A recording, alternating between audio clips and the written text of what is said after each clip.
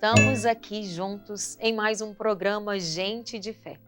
É na família que nós recebemos as primeiras noções daquilo que é bom, justo e verdadeiro.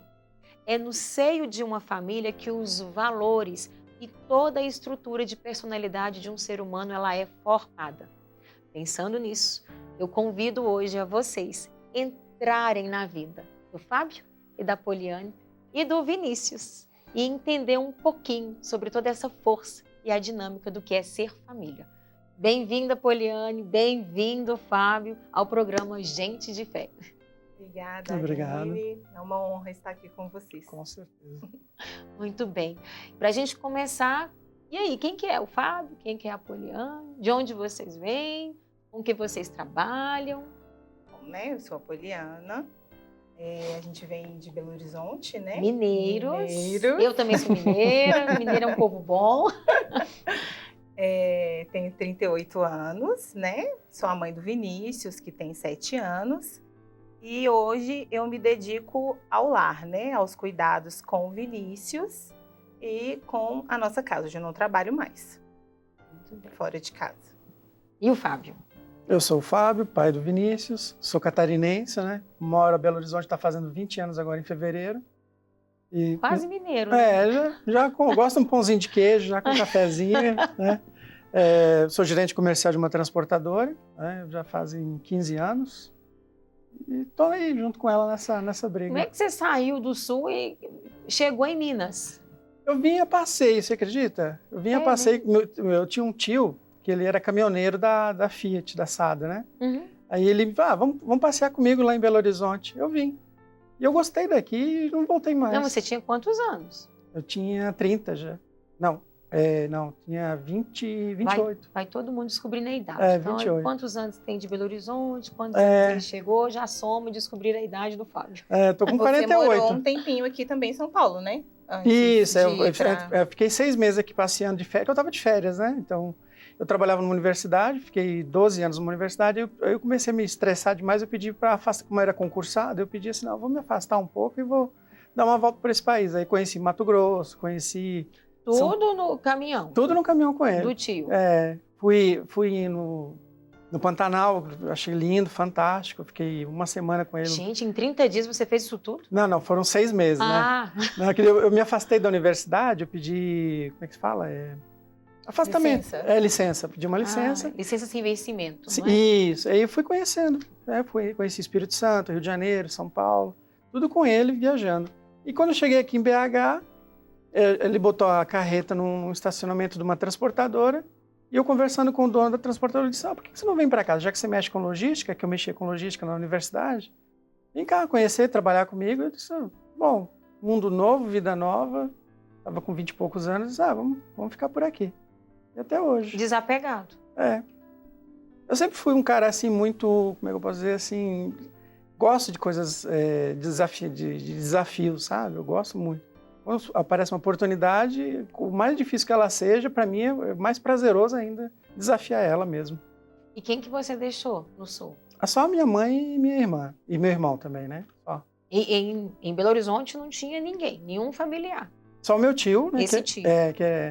Hoje ele é acamado, ele teve um derrame, então ele, né, hoje não mexe mais nada, a gente nem conversa mais, porque ele está bem debilitado. Mas só ele que eu tenho de parente aqui. No Sul ficou... a minha família. Isso, lá da família, né? Seu cunhado, minha né? irmã, Os sobrinhos. meu irmão, os sobrinhos. Tá todo mundo lá. Minha sogra. Muito bem. Isso, quando eu fiz 18 anos também, eu morava numa cidadezinha do interior chamada Rio do Sul. Cidadezinha de 30 mil habitantes, assim, no máximo. Aí eu disse, nossa, eu não aguento ficar nessa cidade, preciso ir fazer uma universidade e tal. E com 18 anos eu fui sozinho para Itajaí, onde tinha Univale, né? Comecei a fazer faculdade lá e consegui um emprego lá. Fiz o concurso lá e fui lá. Depois de 12 anos eu vim para cá. Eu sou meio... gosto de desafios. Gosto de desafios. Agora, né? Agora já criei raízes, agora não tem mais, né? A vida já virou um desafio. Já. Né? Boa. A vida já virou um desafio. Como é que foi ali a sua vida antes de conhecer o Fábio? O Fábio contou aí um pouquinho, né, do que ele fez. Como ele chegou em Belo Horizonte. Você já é Belo Horizontina? Mineira, isso, nascida e criada, né, em Belo Horizonte. Essa capital maravilhosa. Que a gente ama. Terrinha boa. Né? Não é? Nossa. Eu sou menos aventureira que o Fábio. Não saí de casa, eu saí só pra me casar, né? Então, assim, sempre vivi em Belo Horizonte, ali, né?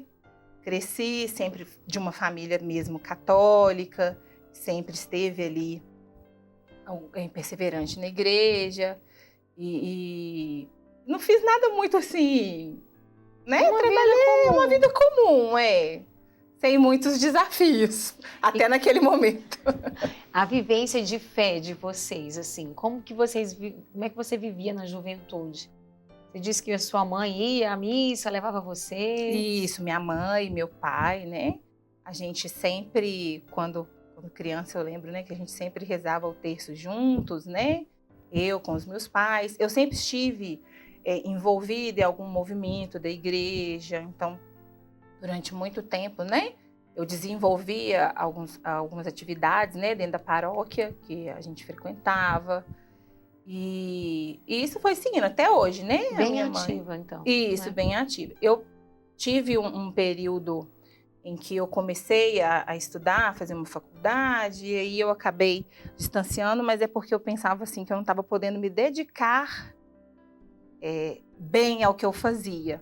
E essa era uma cobrança da minha mãe, que fizesse bem feito, né? A faculdade? Não, qualquer coisa. O ato de estar na igreja, de fazer alguma atividade de algum movimento da igreja. Se vai fazer, se propõe a fazer, que seja bem feito. Esteja presente. Como ela sempre cobrava muito, pensei assim, nossa, mas eu não estou podendo, não estou sendo assim tão ativa.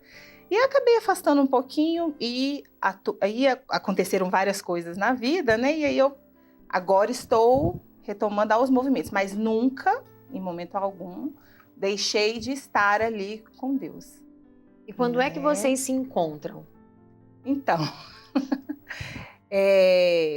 eu sempre pedia para Deus que o meu sonho, sempre meu sonho foi ter uma família.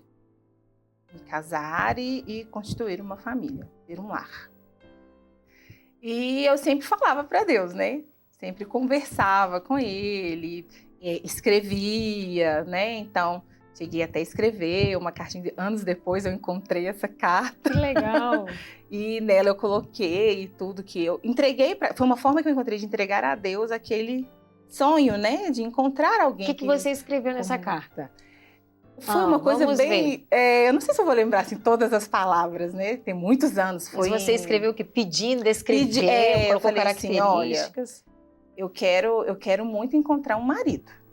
Falei com Deus, eu queria muito marido. Tinha quantos anos? Foi em 2000, eu escrevi a carta em 2009, o ano eu lembro. Eu estou com 38, nem sei olha a pro idade. marido, faz a conta, né? Me ajuda. 23, né? 23? Isso, então. Você é de 86, né? Isso, E aí, 23 anos. Pronto, todo mundo já entendeu que o Fábio Né é exatas. Mas aí eu fui bem assim, não fui longa na carta, não. Uhum. Eu lembro que eu iniciei a carta com uma oração, que era a maneira que eu sempre fazia quando eu ia conversar com Deus, que eu faço, na verdade, quando eu vou ali conversar com Ele. E aí eu escrevi na carta que eu queria um marido. E aí eu coloquei alguns detalhes, né? Mas os detalhes que eu pedia na carta, nenhum deles eram detalhes físicos. Eu pedia que fosse um homem bom, que fosse um homem trabalhador, e que esse homem fosse parecido com o meu pai. Mas não que eu queria, não para ser o meu pai, mas que tivessem características de um homem bom como o meu pai. Que a sua referência era o pai e era uma referência positiva. Isso, e continua sendo, né, meu amor? Porque o meu pai é um pai, assim, fantástico, né? De outro mundo. Olha, gente, o genro falando do sogro, né? Não, mas ele sabe que eu gosto dele. O Fábio tem uma ligação muito forte com os meus pais.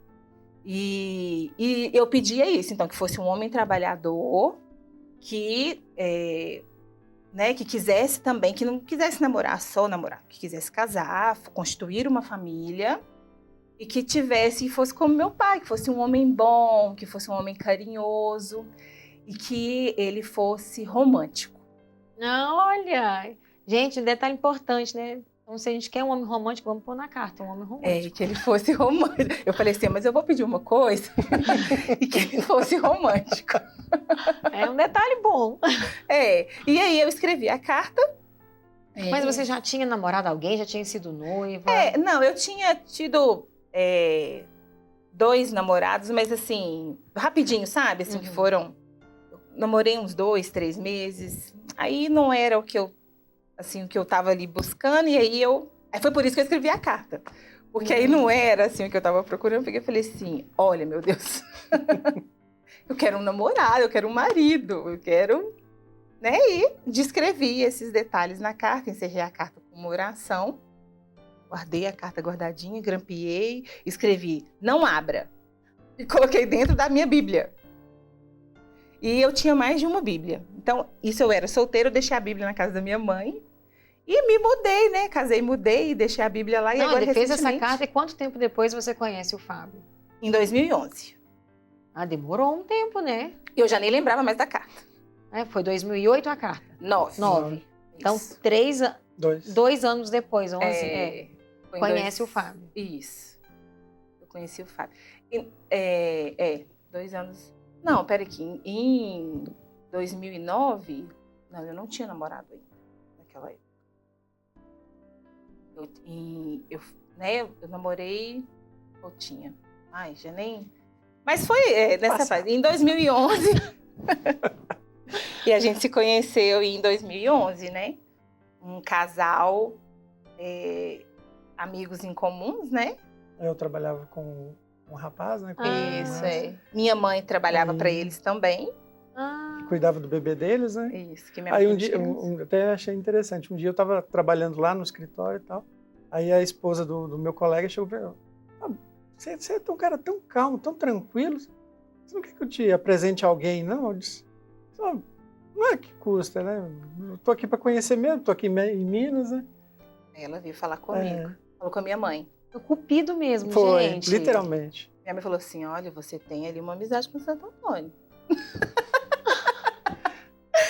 Aí ela falou com a minha mãe, e a minha mãe falou para mim. E eu falei, não quero. Não gosto disso. De coisa arranjada. Não. Esse rapaz, é uma questão de, né? Esse rapaz aí, ele vai querer, pode até sair comigo, qualquer coisa assim, a gente pode se conhecer, mas se ele não tiver gostado, ele vai fazer por obrigação. Né? Ele não tá... E eu não vou querer isso, não quero. Mas elas foram persistentes. E aí nos apresentaram, né, numa festa de aniversário da filha deles, esse casal. E aí a gente tá junto até hoje. Aí não foi tão arranjado, né, gente? Não, Porque aí já foi assim, não, vamos... Já estavam um sabendo da existência do outro, isso, né? E eles se apresentam. Apresentou, e no dia a gente não conversou muito. Não. Foi bem, oi, tchau, tal. Porque o Fábio não é tímido, mas ele achou que o lugar não era apropriado para... Eu não sou tipo assim, já vou sair beijando, agarrando, não tem essa coisa. Eu gosto mais... Calma, vamos. E aí passou, naquele dia a gente não conversou. Aí no dia seguinte, a gente conversou, né? No outro dia eu estava lá nesse mesmo lugar onde foi a festa, no sítio. Domingo, né? No domingo. E a gente só tinha poucas gente, era só a família mesmo dos meus amigos, né? A família da Poliana. O Fábio tinha sido convidado para ir almoçar lá. Aí a gente conversou e a partir dali... Aí eu de cara assim conversei com o Fábio. No dia eu fiquei meio irritada da gente não ter conversado. Falei, tá vendo? Eu falei que a senhora que isso não dá certo. Falei com a minha mãe. A mãe, calma, minha filha. Tenha paciência, calma. Não, o pior é que quando eu vi ela a primeira vez, assim, eu já sabia que era para casar, você acredita? Sério? Eu olhei assim para ela, eu já sabia, assim, não, tem coisa aí. Não é uma coisa simples, assim, só um ficar ou um conhecer. Eu me senti diferente quando eu conversei com o Fábio no outro dia. Eu senti. Parece que tinha alguém assim, essa aí é para casar, essa aí é para estar junto. Legal. Né? Que eu tenho me desculpem as mulheres, assim, mas eu tenho uma coisa comigo que é assim, que existem 2 tipos de mulher. A que destrói o homem e a que constrói o É homem. verdade. Então, quando eu vi ela a primeira vez, assim, eu disse, nossa, Essa constrói. essa constrói até um castelo. Olha, meu Deus! Não, ela sabe, eu sempre falei com ela, né? É. Sempre. E aí vocês se casam. Aí Não, a quanto gente- tempo de namoro? Não, pois é, a gente começou a namorar em... A gente conta que foi no dia 12 de junho, né? A gente começou a namorar, a data que a gente colocou, que a gente conta que começamos a namorar. E aí, nesse período, quando a gente iniciou o namoro, eu já logo falei pro Fábio que a minha intenção de namorar, se ele tinha intenção de casar, assim, se ele pensava em se casar um dia. Eu não coloquei casar comigo, Logo assim. no início. Já vamos desenhando aí sei lá, essa uns relação. 6 meses de namoro, né? Ah, acho que tinha mesmo, foi bem no início, assim, que eu perguntei se ele pensava O que eu Em queria casar um ser? dia, em casar um dia. Ele, penso em casar. Mas aí eu também não forcei a barra, ficou naquilo dali, aí passou um tempo, aí um dia a gente estava visitando a minha família no interior, e a gente estava num restaurante, e aí, eu não esqueço mais desse dia. E a gente não tinha, quando eu falei sobre casamento, eu não falei sobre data. Ah, vamos casar daqui tanto tempo. Não, eu só perguntei, ele tinha intenção. Acho que a gente já tinha quase um ano de namoro, a gente estava fazendo uma visita, né, e a gente estava no restaurante, e estávamos só eu e ele, tinha uma festa na cidade.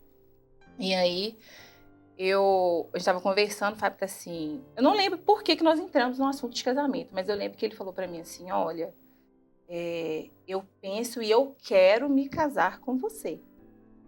Mas eu só vou poder fazer isso assim que eu tiver um emprego que me dê um pouco mais de estabilidade. Para eu poder te tirar de casa, pra gente casar. Que eu não sentia segurança no emprego atual que eu estava, sabe? Aham. E aí, pouco tempo depois disso, o Fábio conseguiu emprego. Ele foi para um outro trabalho. Nesse trabalho se sentia mais seguro, né? E aí a gente já tinha passado ali um tempo, foi final de 2012.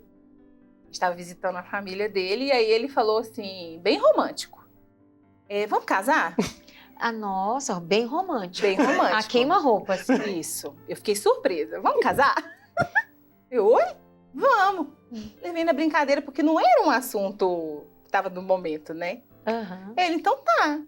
Aí a gente tava sentado na mesa, ele foi e falou com a mãe dele. Ô mãe, eu e a Poliana decidimos, nós vamos casar. Eu, oi? Como assim, né? E aí, ele falou assim, eu falei, é sério? Ele falou assim, mas é assim? Ele falou assim, é. Mas eu já entendia que o Fábio era prático, Aham. né? Nesse meio tempo ele era romântico. Como a gente já tinha um relacionamento, eu acho assim que é uma troca, né? Uma coisa. Mas ele tinha momentos românticos, né? não, Deixa eu fazer esses parênteses, né? O Fábio, ele tinha esses momentos e atendia o romantismo que Não, é isso que eu ia perguntar. esperava. Então, nesse tempo, você foi descobrindo que este homem tinha aquelas características que você buscava. Isso, No primeiro momento, eu perguntei pra ele também se ele era romântico. Mas eu não lembrava da carta. Até perguntar, como é que a gente pergunta se a pessoa é romântica? Sabe o que ele me respondeu? Ah. Não mais. E aí, eu não lembrava da carta, mas eu falei assim, meu Deus, poxa vida. Mas aí, no meu primeiro aniversário de pós-namoro, né? Eu nunca tinha ganhado flores na minha vida. Ele me mandou imenso no meu trabalho. Ai, ele é romântico sim. E eu lembro que eu agradeci a Deus porque ele era romântico, né? Faltava esse detalhe ali, né? Ele queria casar e era romântico, né? Mas aí, voltando ao pedido, aí teve o pedido, né? Não foi bem um pedido. Mas aí o Fábio falou que queria casar. Chamei os pais dela, pediu. Aí primeiro ele falou com a minha sogra, e falou direto, a gente estava lá. Aí minha sogra ficou muito feliz, já convidou meu cunhado para ser padrinhos do nosso casamento. E a gente, ali naquele dia mesmo, nós já definimos que seria em janeiro do ano de 2014. Não seria em janeiro por uma data que eu tivesse, assim, eu nunca tive um mês que eu quisesse específico para casar. Mas era uma data que a família dele poderia estar presente. Ah, sim, Férias aí sai do escolares. Que era férias de escola. e Na Minas. época coincidiria com uma Férias de trabalho. férias de trabalho do cunhado, que até já seriam nossos padrinhos, né? Já tínhamos padrinhos. Olha. Aí dali uns dias a gente voltou para Belo Horizonte, aí o Fábio chamou, no dia que a gente chegou, o Fábio chamou meu pai, minha mãe, né? A gente sentou todo mundo na varanda da minha casa. Aí ele falou pro meu pai, falou assim, seu José, eu e a Poliana, a gente tá pensando em casar, né? E o que o senhor acha? E aí meu pai, né? Falou o que ele achava, disse que Estava muito feliz, o Fábio, né, tinha me escolhido para ser esposa e falou das dificuldades ali de um casamento, né? O seu pai falou. Não era algo fácil, mas os meus pais estão casados há 38 anos, né? Então, e aí foi uma festa toda, né? E daí em diante a gente começou a preparar O casamento. o casamento. E no meio disso tudo a gente já tinha, sempre planejávamos, né? Planejávamos assim, já tínhamos sonhos, mesmo antes do Fábio nos pedir para casar, que o nosso sonho principal era formar uma família. O nosso objetivo de casamento, né, era ter o nosso filho ou os nossos filhos, né? Que Deus... Eu acho interessante porque, assim, hoje é um grande problema, né? O relacionamento. Mas muito é porque a mulher também não sabe quem ela quer. É muito interessante quando você traz isso, né? Olha, essa carta é uma coisa que parece ser ingênua e inocente, mas a carta já diz quem você procurava. Então não servia qualquer pessoa. Servia uma pessoa que atendesse aquelas características. Então, e aí, será que eu sei o que eu quero na minha vida? Porque se aparecesse um outro homem, diferente daquilo que é o que você esperava, é fácil, né? Não, eu não vou gastar meu tempo e energia, porque eu sei que não vai dar em nada. Eu quero um homem para casar, eu quero uma mulher para casar, para constituir uma família. Então, se for uma pessoa que vai entrar no relacionamento e não quer casar, não é para mim esse relacionamento. Simples assim. E é simples assim mesmo. Muitas pessoas sofrem, né? Elas se ferem. Por quê? Porque fica gastando tempo e energia com uma pessoa que não tem o mesmo propósito que ela. Então a gente tem que entender o que a gente quer. Eu costumo dizer que nas nossas orações, né? Assim, olha, não é só vou pedir um carro. Eu vou pedir um carro e aí Deus vai lá e manda um Fusca cair nos pedaços. Não que o Fusca seja um carro ruim, porque muita gente gosta de Fusca, mas, né, no entendimento de tempo, de durabilidade, de conforto. Mas então, se eu preciso de um carro que aguente uma viagem, vamos dizer, de Belo Horizonte a São Paulo, tem que ser um carro assim. Eu vou precisar pedir isso. Senhor, eu preciso de um carro, um carro que me dê condições de fazer isso, para atender a necessidade da minha família, a minha necessidade, enfim, né? Então eu quero casar, Senhor, mas não é qualquer pessoa. Tem que ser assim, é assim que eu espero, é isso. E a gente não precisa ter medo de pedir para Deus. Não precisa ter medo, né? de pedir. De conversar. Ele espera isso da gente. Exato. A gente diga para ele o que a gente quer, o que a gente espera. Você vai receber o que você está pedindo da maneira que você está pedindo? Às vezes sim, às vezes não. Mas nesse meio tempo é entender que se às vezes a resposta, ao seu ver, foi negativa, mas foi o desejo de Deus e ele é melhor para você.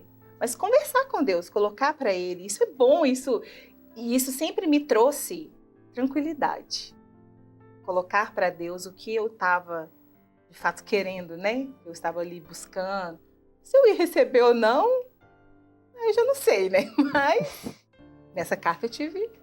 Deus também estava... Deus também estava ali com o mesmo... Eu estava sonhando como Deus também estava ali sonhando, né? Muito bem. Aí vocês se casam? Isso. A gente casou em janeiro de 2014, né? Aí é vida normal, tô trabalhando, você trabalhando. Isso, aí a gente, né? Seguimos a vida ali, o curso da vida. E aí, quando a gente estava com... Já tinha um tempinho de casados, assim, já tinha uns 6, né, amor? 6 meses. 6 para os 8 meses. Isso. Aí a gente pensou, vamos ter um filho agora, né? Porque como a gente sempre conversou muito no namoro, a gente sempre teve diálogo. Então, quando então a gente já estava, aquilo ali já estava dentro dos nossos planos, então vamos tentar, né? E aí procurei o médico, a minha médica, que já me acompanhava ali desde mais nova, né?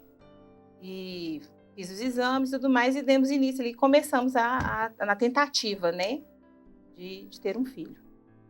E aí foram vários nãos, né? Vários testes negativos. E a minha médica, como eu tinha um quadro de ovário policístico, isso também já era talvez esperado, né? E aí quando a gente procurou ela, eu voltei numa consulta, né? Após esse período ali de alguns meses, ela nos orientou que procurássemos um especialista para a gente fazer uns outros exames para ver como é que estava, como é que eu estava, né? E no meio de todos esses exames, a gente teve a notícia de que eu não ovulava direito. né? Às vezes nem ocorria a ovulação. Então, as minhas chances também, né, eram baixas. E a gente foi... Então, aí você tem um pedido de uma carta que é atendido, Isso. mas um outro pedido que não é atendido até o momento. Isso, Porque existia o pedido do filho, o desejo, o sonho de constituir uma família. Isso. E aí foram chegando os nãos, Isso, né? É muito interessante. As frustrações dos negativos, né? Exatamente. Eu sofria muito com isso, né? O Fábio sofria pelo não, mas eu acho que você sofria mais de sentir o meu sofrimento. É porque também a experiência na mulher, né? Assim, a menstruação chega para ela primeiro. Isso. É ela que vê que não, mais um negativo, mais uma vez. O não chega primeiro para a mulher. Isso. E aí foram muitos nãos. E aí a gente foi nesse médico, fez esse exame, viu que, né, não ocorria.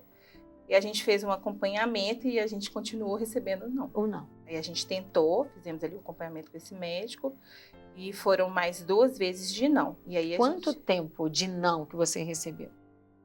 A gente começou a tentar em 2014, aí 2015 todo, e aí ao final do ano de 2015, Nossa, fazia o muitos Fábio, exames, né? Subia. Muita Aquela coisa. Nossa Senhora do Carmo, buscava ela no trabalho, levava na Era. clínica, da clínica ligava no trabalho, voltava pro meu trabalho. Isso era constante, né, amor? Isso. E um detalhe, né? Só eu e o Fábio partilhávamos desse É. assunto. Porque é a primeira vez que nós estamos contando, assim, todos os detalhes. Abertamente. Muito bem, você está vendo o quanto que você é privilegiado. Essa história nunca foi contada desse jeito.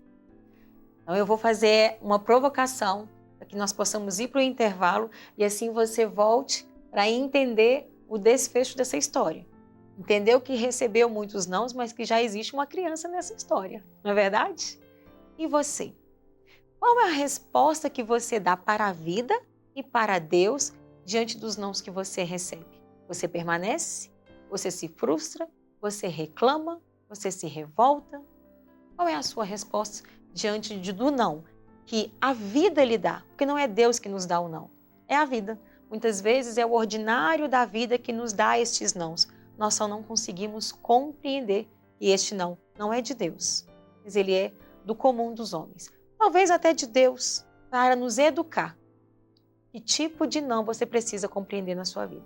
Responda essa pergunta, eu te espero no próximo bloco. Estamos de volta ao segundo bloco do Gente de Fé. Essa história tá muito bonitinha, não tá, gente? Tá muito suave.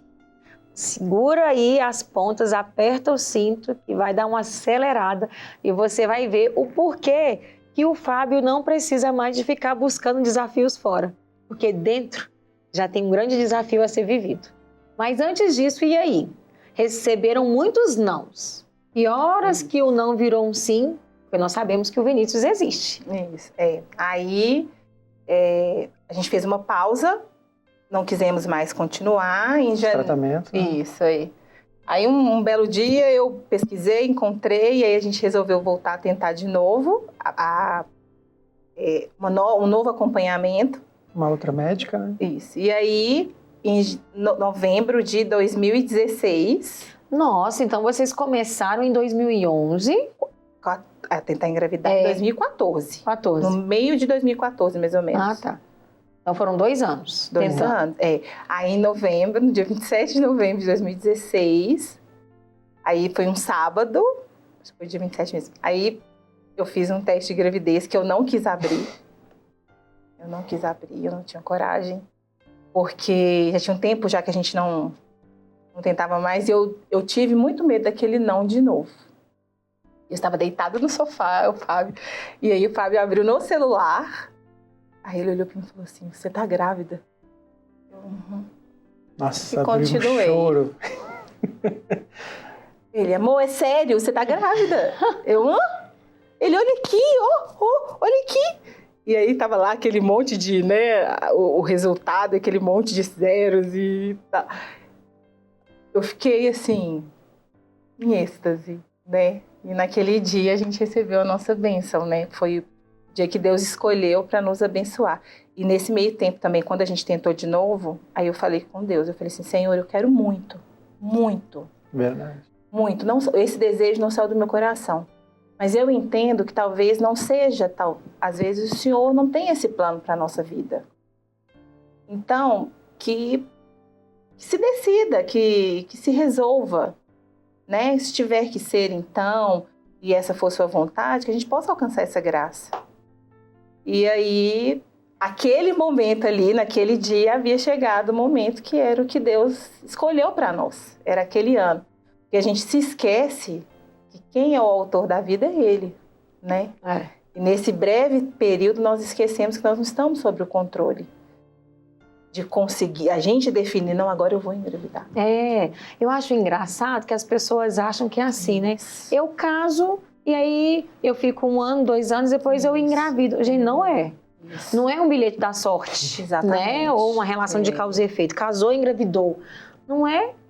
Tem gente que demora 2 anos, tem gente que não consegue engravidar. Mesmo sendo alguém que sempre esteve, né, ali na caminhada, sempre coloquei nas mãos de Deus as minhas vontades, os meus sonhos, o meu casamento, mas acho que houve uma falha ali, né, da minha parte, de não entender que existe um tempo e que o tempo de Deus é diferente do nosso. Assim como levou um tempo para que eu encontrasse o Fábio, também existiu o tempo preparado por Deus para que a gente pudesse alcançar a graça, né? E aí veio o Vinícius. Aí veio o Vinícius. Lindo, maravilhoso. Lindo. Perfeito. Tive uma gestação ótima, super tranquila. Muito tranquila. Um parto também tranquilo. Foi tudo ótimo. Até que depois de alguns anos, aí a gente já chega de novo no período da pandemia, que eu já estava em casa. A gente começou assim, eu tive algumas dificuldades com o Vinícius, para desfraude mesmo, não tinha nada a ver com outros problemas. Levamos ele, né, a uma psicóloga e ela levantou a hipótese de que talvez o Vinícius pudesse ser uma criança autista. E na hora que ela falou, assim, eu nunca tinha me inteirado muito a respeito da síndrome, O que né? é um autista? O que é um autista. Então, eu saí da sala, o Fábio... Ele tinha quantos anos? Ele estava com 2 anos e meio, quase 3 anos já. Uhum. E aí, eu saí, falei pro Fábio, e o Fábio também, na hora, falou assim, mas... né? Ela me falou por quê, ela trouxe algumas características, ela já tinha conversado, ela tinha contato, ela já tinha conversado também com a pediatra do meu filho, né? Que também nos acompanha muito de perto. E aí, levantou essa hipótese e nos pediu que procurássemos, né? Um psiquiatra para poder fazer uma avaliação, para a gente poder ir buscando ali o diagnóstico, ver se realmente essa criança tinha autismo. E a partir dali começa o nosso desafio e um momento difícil, né? Porque aí a gente começou a ler sobre o assunto, né? Tentar entender, né? Tentar entender o que é isso, né? E percebemos que, de fato, o Vinícius, ele apresentava muitas características que pudesse ser o autismo, ainda que nós não tivéssemos o diagnóstico e nem havíamos ainda levado ao psiquiatra para poder saber. E aí a gente ficou assim, ele tinha um comportamento muito agitado, e à medida que aquele tempo ali foi passando, esse comportamento também ele foi piorando, ele foi ficando mais agitado, né? Uma criança com uma dificuldade mesmo ali de interação. A gente começou a observar algo que às vezes a gente achava que era... Eu achava que o Vinícius interagia, que ele brincava, mas não, o Vinícius não interagia, o Vinícius não brincava. Aquela esperança, assim, né? Não é não. Não, acho que não. É coisa nossa. Mas aí nós levamos no psiquiatra e a gente ficou meio assim, não achamos muito, não deu muito certo. Aí que ele já queria, já entrar com uma medicação. Já prescreveu a medicação. Nossa, mas a gente não fez nenhum teste, não fez nada, já vamos dar remédio, assim? Uhum. E me deixou preocupado, né? Eu confesso que eu me neguei a isso. A gente fez uns exames, né, de sangue, porque o diagnóstico do autismo ele é muito clínico, né? Não existe algo que...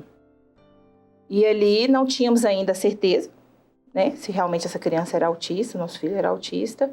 E aí começamos na busca desse diagnóstico. Até que um dia eu tinha tentado colocar ele na escola, e aí foi a minha primeira conversa, né, com a escola. E aí ela foi me trazendo que o Vinícius não conseguia ficar em sala, que o Vinícius andava na escola, e que o Vinícius... E foi falando, era uma pessoa próxima, né, conhecida, e foi falando aquilo tudo. Eu, assim, ela saiu da sala, e eu chorei tanto dentro daquela sala, sozinha. Falava, meu Deus, o que está acontecendo? O que esse menino tem? E aí, dali... Eu fui embora para minha casa, aí eu saí dali com ele, né? Já era hora de levá-lo. Eu fui chorando o caminho todo, cheguei em casa, eu chorei muito. Mãe, meus pais moram ao lado, né? Mãe, o que eu vou fazer? O que esse menino, o que ele tem? Como é que nós vamos lidar com isso? Coitado do meu filho.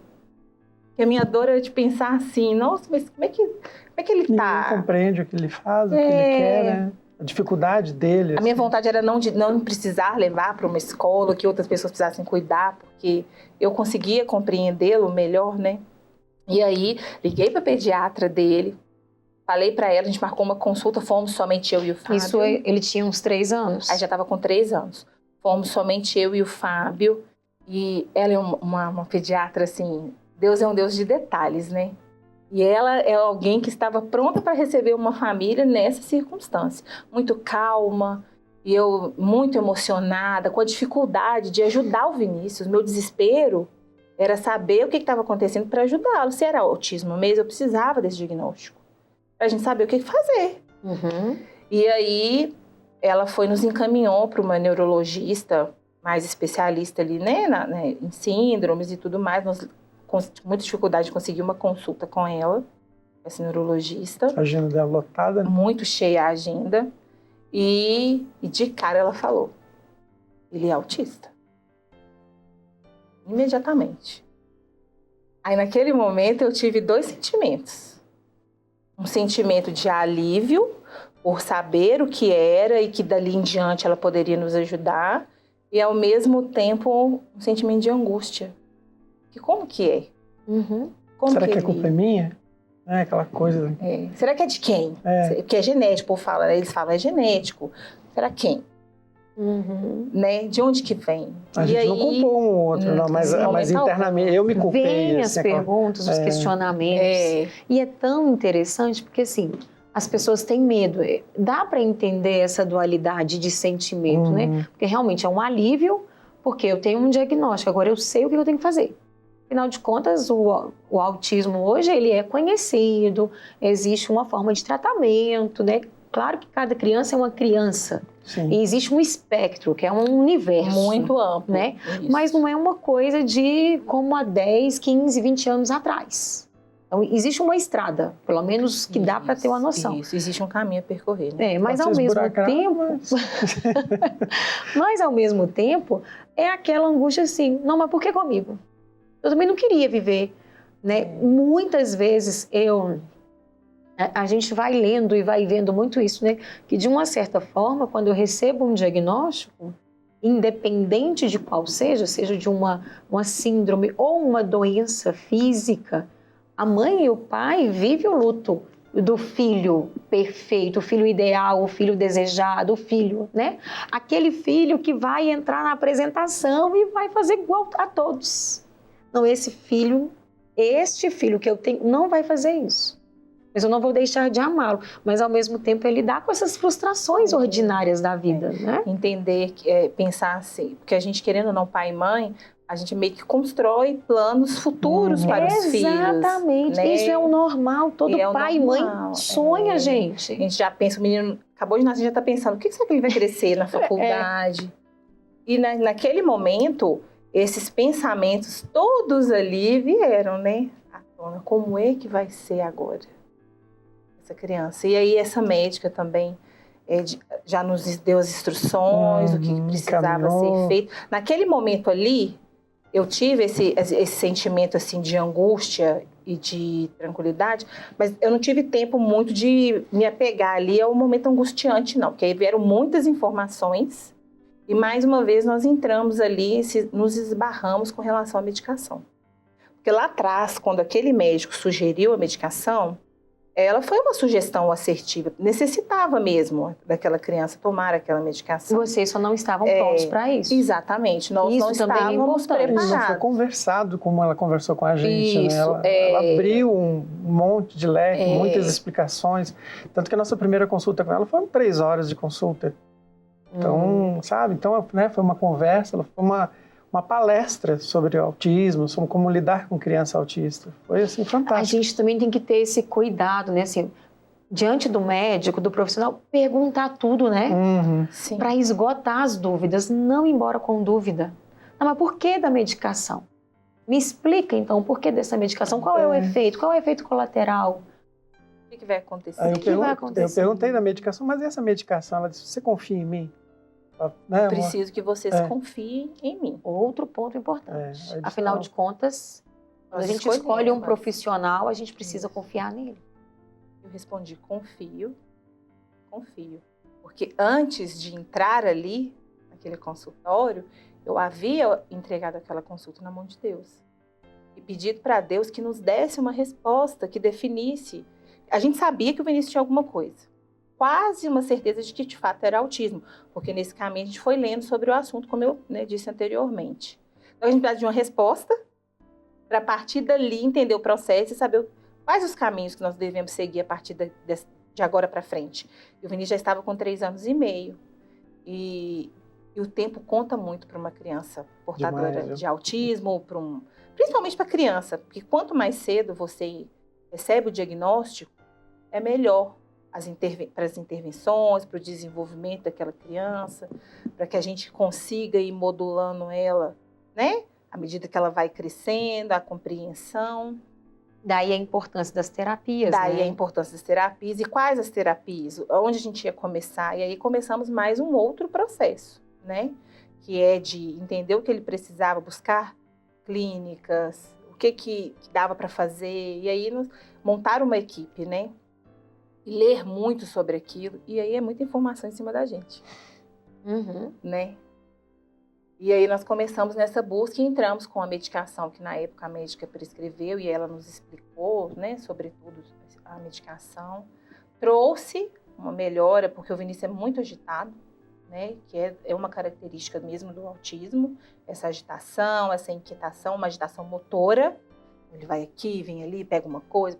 Na época ele levava muito as coisas à boca, que era uma busca sensorial, e entendendo ali o que a gente deveria fazer. Procurar ali os terapeutas que inicialmente ela havia indicado. E aí essa medicação usou e deu super certo e está com ela até hoje? Essa medicação está até hoje, mas nesse caminho percorrendo e à medida que o Vinícius foi crescendo, houve-se a necessidade de inserir outras medicações. Né? Os testes, né? Tipo, esse teste com outras medicações. Isso, a gente precisa ir tentando para ver o que de fato resolve.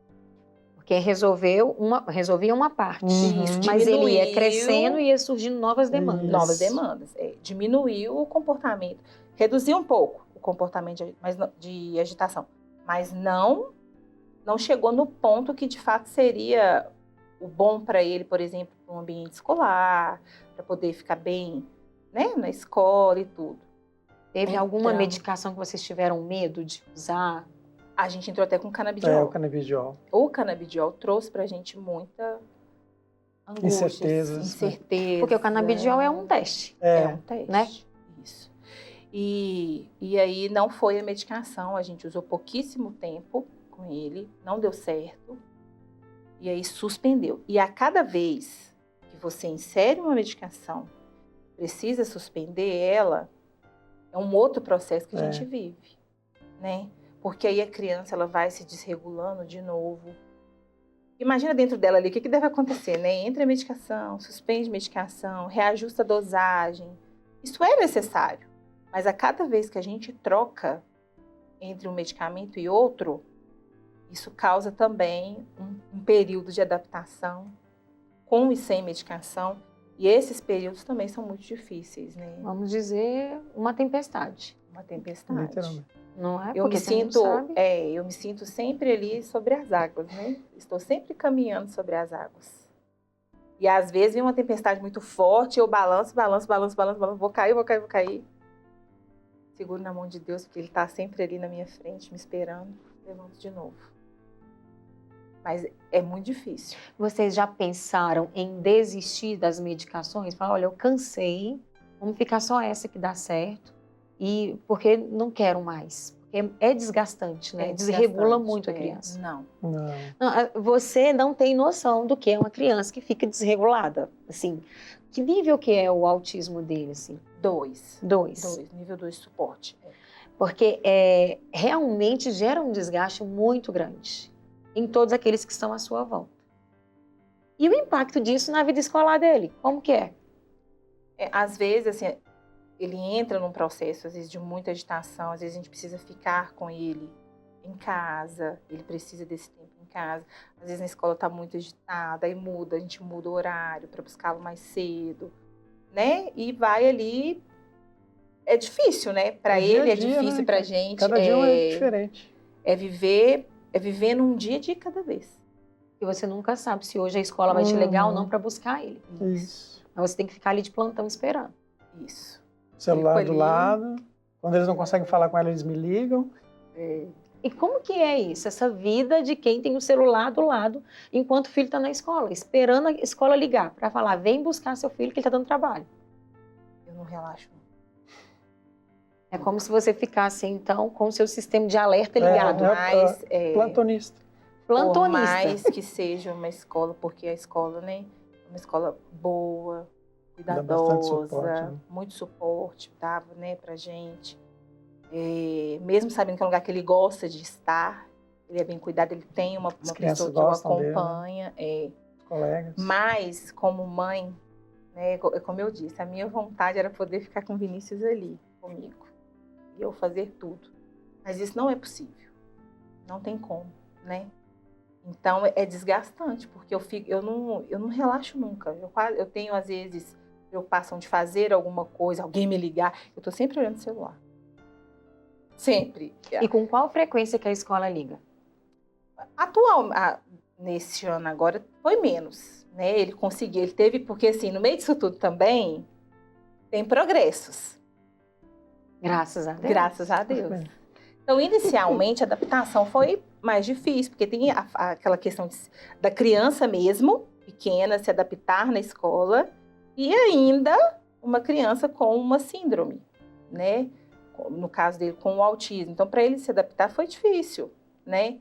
Então, inicialmente, a gente, né, buscava mais, ele também não estava ainda com o quadro terapêutico completo. A gente ainda estava buscando profissionais ali que a gente poder trabalhar com ele. Então, era mais difícil, né? Então, à medida que o tempo foi passando, isso foi diminuindo. Esse ano mesmo, foi um ano que, assim, eu achei que foi um ano bom, muito bom, sabe? Ele conseguiu permanecer mais tempo na escola. Eu falo que esse ano foi um ano, assim, um ano muito difícil. Ele, ao mesmo tempo que foi muito difícil, foi um ano muito bom, né? Porque teve também troca de medicação, teve suspensão de medicação toda, que não deu certo. Aí retomamos a primeira medicação, que era que de fato controlava ele mais um pouco. Entramos com uma nova medicação, que levava mais tempo para poder dar o efeito, né?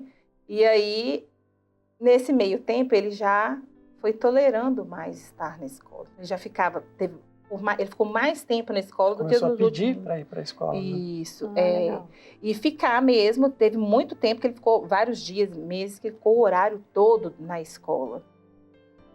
É tão interessante, né, que ouvindo vocês, é assim, vocês se alegram por coisas que, na idade dele, não é o que os pais esperam. Isso. Aos 7 anos, o que se espera da criança? Os pais se alegram com a leitura, com a alfabetização, a letra cursiva. E você está se alegrando porque ele conseguiu ficar um período completo na escola.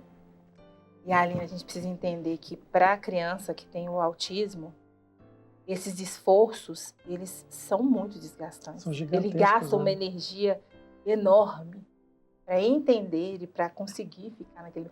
No caso do Vinícius, é um esforço imenso para ele conseguir ficar dentro de uma sala de aula. Como que ele ainda vai se esforçar para ficar e ainda tem a dimensão de aprender, né? Isso, entender ali a dinâmica dele, porque também é algo difícil entender a dinâmica do Vinícius. O que vai dar conta de fazer, o que não vai, né?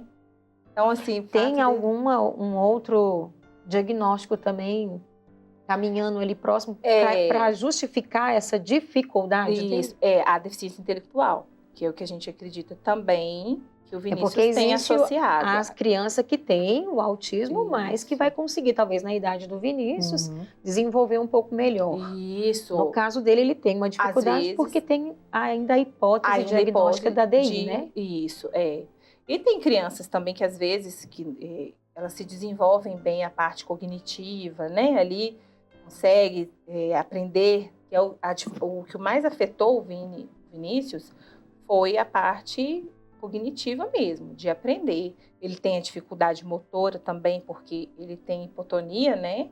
Que é uma fraqueza muscular. Então, a dificuldade de aprender a pegar as pegadas, né? Coordenação motora fina, grossa. Tudo isso é algo que ainda está sendo trabalhado.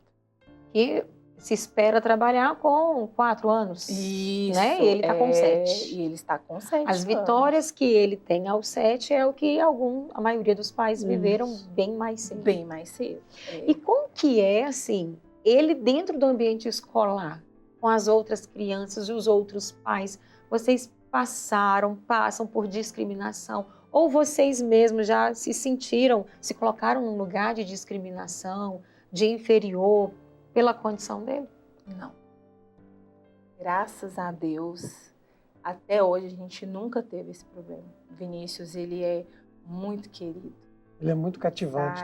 Quem olha para ele se apaixona por ele. O Vinícius, ele tem uma essência só dele.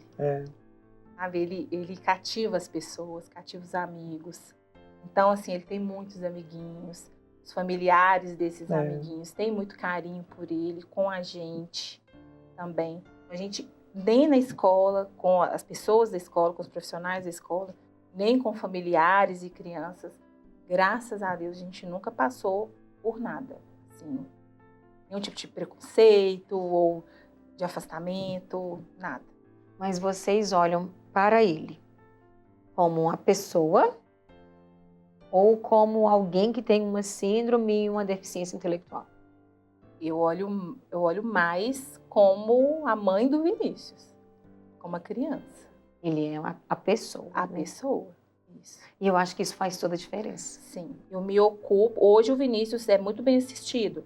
Graças a Deus, Deus tem nos abençoado a gente conseguir promover para o Vinícius que ele tenha o atendimento. Graças à resposta da carta, um marido trabalhador. Exatamente, porque hoje eu fico por conta do Vinícius e o Fábio que provê tudo na nossa família. Claro que a gente não vai trazer valores, mas o custo de trazer todo o tratamento, ele é alto, isso aí vai para o pai, né? É alto, é baixo. Eu sei que para você, assim, você vai trabalhar e vai pagar as contas, mas e aí? Ele é alto, assim, sabe? Com toda virada de mês, eu peço a Deus, que esse mês eu consiga prover tudo, consiga pagar tudo, porque eu preciso. Porque o seu salário, ele é variável, fixo, né? é variável, né? Variável. Eu tenho um salário fixo, mas é só o registro de carteira, né? Eu ganho como premiação pelas minhas vendas, eu consigo fazer o meu próprio salário, né? Então, quanto mais eu trabalho, mais eu ganho. E aí você fica deitado com a perna para cima, né? Porque, afinal de contas, o dinheiro brota, nasce na árvore, né? Para estarmos aqui hoje, só Deus sabe quantas vezes nós paramos para o Fábio resolver algum problema. Porque nós escolhemos fazer dessa forma. Exato. Né? Nós não abdicamos de nada, né? Nós escolhemos tratar o Vinícius, o que deu certo foi dessa forma, fazer na forma particular. Como o Fábio disse, não é fácil, principalmente para ele que tem que se desdobrar para dar conta de tudo, né? Porque eu não trabalho mais. Mas assumir a consequência de uma escolha. Isso. E pronto. E ser feliz dentro disso. E somos felizes. Pronto, e acabou. A cada resultado que a gente colhe, que leva-se muito tempo, igual na última apresentação de escola do Vinícius esse ano, eu não sabia se eu chorava ou se eu filmava. Porque ele conseguiu fazer a imitação de alguns passos da apresentação. E isso foi fantástico, porque ele nunca conseguiu. Com 7 anos. Com 7 anos. É difícil para fazer uma imitação. e vibramos juntos. Nós, a equipe que trabalha com ele, né, hoje. Então, assim, são pequenas coisas que às vezes para as pessoas pode parecer, né, simples, ou até nem ter tanto valor. Mas que cada pequena conquista dele, para nós, a gente olha e fala, valeu a pena. Valeu a pena. Ele está conseguindo, porque o nosso objetivo com o Vinícius é, em primeiro lugar, que ele seja feliz. Que ele possa ser uma criança feliz. Eu escolhi, né? E a gente tem que fazer essa escolha diária. Todos os dias. Todos os dias, porque ela está sempre ali batendo na porta. Às vezes de pensar, será que, igual, por exemplo, começa um ano escolar, será que é esse ano que o Vinícius vai aprender isso, aquilo? Esse policial fala assim, não, calma. Eu não posso ter essa expectativa sobre ele. Isso é com tudo. Então, todos os dias, é viver um dia de cada vez, viver a cada dia o seu propósito. Dar o suporte que ele precisa. Dar o suporte que ele precisa, fazer o que for necessário para ele. Tem os dias muito difíceis, né? E nesses dias, eu já chorei várias vezes, até por estar cansada. E para você que nos acompanhou, que você possa ficar com essa lição. Vamos viver um dia de cada vez. Porque muitas vezes, realmente a tempestade vai vir, você não estava esperando, ela pode te jogar para fora do barco e o Senhor te colocar de novo dentro dele. Mas muitas vezes a sua vida pode ser como a deles. Uma contínua tempestade. Uma tempestade que parece que não passa. Onde os momentos de paz e de tranquilidade, eles são bem menores do que aquilo que seriam as tempestades, que são os extraordinários da nossa vida. Mas que você não desista, que você tenha fé e que você aprenda que a cada dia basta o seu cuidado. E assim nós encerramos o nosso programa de hoje. E se você quiser rever este programa, como tantos outros, é só você acessar no YouTube, no Canção Nova Play, no CN Plus, e assim revisar e experimentar qual é a visita de Deus para este programa na sua vida. Porque você pode assistir o mesmo programa 5, 6, 10 vezes. Em cada um, você vai fazer uma experiência nova, especialmente no Gente de Fé. E assim nós ficamos com vocês e eu espero no próximo programa. Até mais!